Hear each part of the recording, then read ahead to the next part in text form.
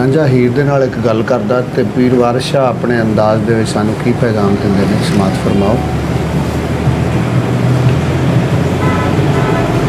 ਜੋ ਕੁਝ ਵਿੱਚ ਰਜ਼ਾ ਦੇ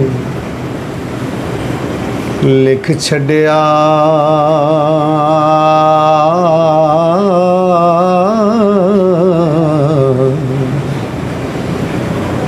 ਮੂੰਹ ਬਸ ਨਾ ਆਖੀਏ ਪੈੜੀਏ,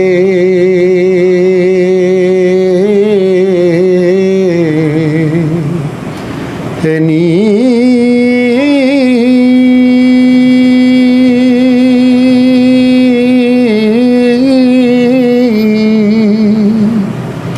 ਸੁਣਿਆ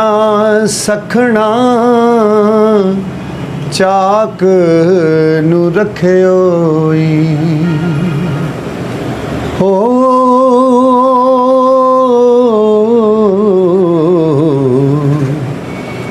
ਮੱਥੇ ਪੌਰੀਏ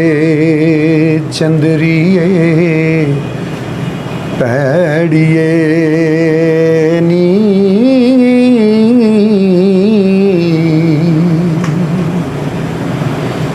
ਜੇਕਰ ਮੰਤਰ ਕੀਲ ਦਾ ਨਾ ਆਵੇ, ਐਵੇਂ ਸੁਤੜੇ ਨਾਗ ਨਾ ਛੇੜੀਏ ਨੀ, ਇੱਕ ਯਾਰ ਦੇ ਨਾਮ ਤੋਂ ਫਿਦਾ ਹੋਈਏ,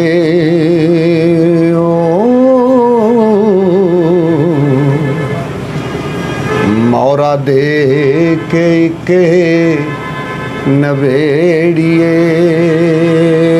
ਨੀ,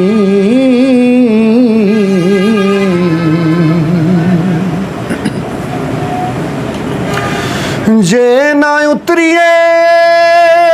ਯਾਰ ਦੇ ਨਾਲ ਪੂਰੇ,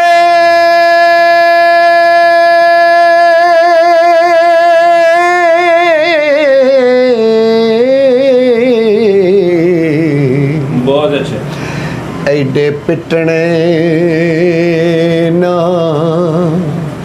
ਸਹੇੜੀਏ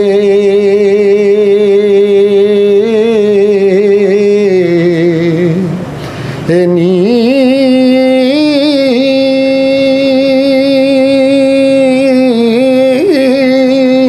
ਬਹੁਤ ਅੱਛੇ। ਦਗਾ ਦੇਵਣਾ ਹੋਵੇ ਜਿਸ ਆਦਮੀ ਨੂੰ, ਵਾਹ ਵਾਹ ਵਾਹ ਹੋ,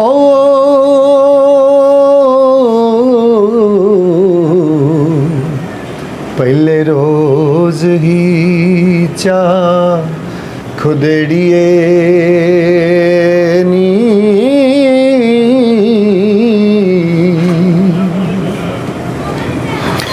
ਤੇ ਉਸ ਦੇ ਨਾਲ ਨਾ ਹਰਗਿਜ਼ ਗੱਲ ਕਰੀਏ,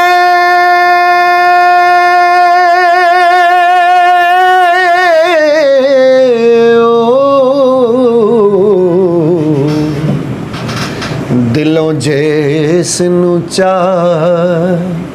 ਨਖੇੜੀਏ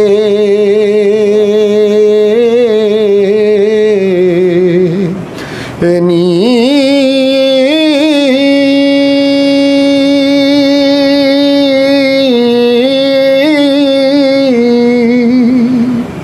ਵਾਰਿਸ ਸ਼ਾਹ ਜੇ ਪਿਆਸ ਨਾ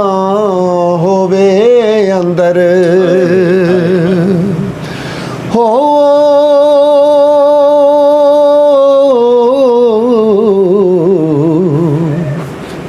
ਸ਼ੀਸ਼ੇ ਸ਼ਰਬਤਾਂ ਦੇ ਨਾ ਛੇੜੀਏ ਨੀ,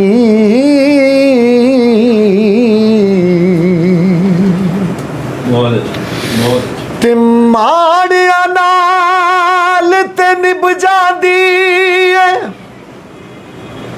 ओ यारो जे कर आप निभाइए ਤਗੜਿਆਂ ਨਾਲ ਨਹੀਂ ਨਿਭਦੀ ਯਾਰੋ ਉਹ ਜਦ ਤਾਈਂ ਕਸਰ ਨਾ ਖਾਈਏ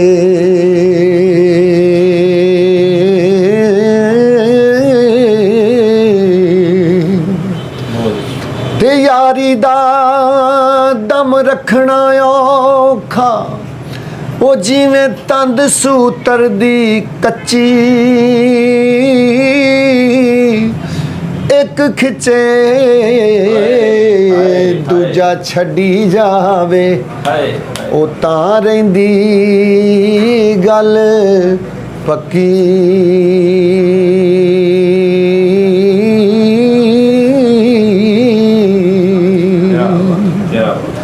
ਪਰ ਝੂਠੇ ਯਾਰ ਦੀ ਯਾਰੀ ਐਵੇਂ ਉੱਤੇ ਜਿਵੇਂ ਰੁੱਖ ਖਜੂਰੇ ਭੁੱਖ ਲੱਗੇ ਤਾਂ ਫਲ ਨਾ ਦੇਂਦਾ ਉਹ ਧੁੱਪ ਲੱਗੇ ਤਾਂ ਛਾਂ ਨਾ ਦੇਂਦਾ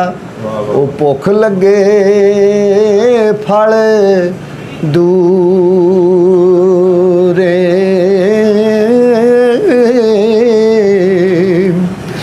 ਤੇ ਸਦਾ ਨਾ ਬਾਗੇ ਬੁਲਬੁਲ ਬੋਲੇ ਅਤੇ ਸਦਾ ਨਾ ਬਾਗ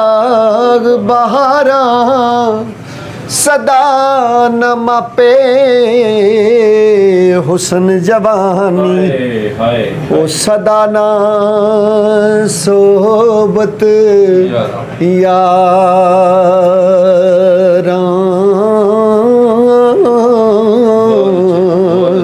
ਤੇ ਦੁਨੀਆ ਇੱਕ ਚੱਕੀ ਯਾਰੋ ਤੇ ਅਸੀਂ ਆ ਇਸ ਦੇ ਦਾਣੇ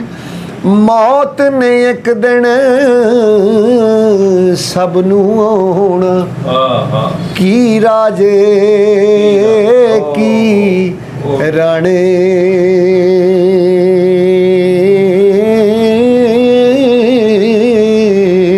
ਤੇ ਨਾ ਤੇਰੀ ਨਾ ਮੇਰੀ ਦੁਨੀਆ ਇਤੇ ਚੱਲਦੀ ਇੱਕ ਸਰਾਏ